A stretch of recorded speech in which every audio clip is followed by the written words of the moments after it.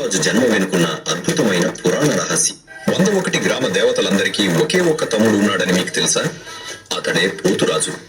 కానీ పోతురాజు అసలు ఎలా పుట్టాడో చాలా మందికి తెలియదు.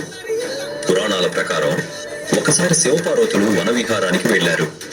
ఆ సమయంలో పార్వతీదేవికి తీవ్రమైన దాహం వేసింది.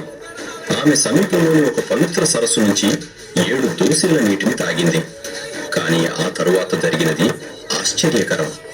అదే క్షణంలో పార్వతీదేవి గర్భం నుంచి 7 దివ్య కన్యలు జన్మించారు. వారిని చూసిన పార్వతి ఆశ్చర్యపోయి, వీరికి రక్షణ ఎవరు అని పరమశివుడిని అడిగింది. అప్పుడు శివుడు తన దివ్య శక్తి నుంచి ఒక మహావీరుని సృష్టించాడు. అతడే పోతురాజు. అప్పటి నుంచి ఆ 7 కన్యలకు రక్షకుడిగా నిలిచాడు. కాలక్రమేణా ఆ కన్యలనే ఎల్లమ్మ, పోచమ్మ, మైసమ్మ, పెద్దమ్మ వంటి గ్రామ దేవతలుగా పూజించడం ప్రారంభమైంది.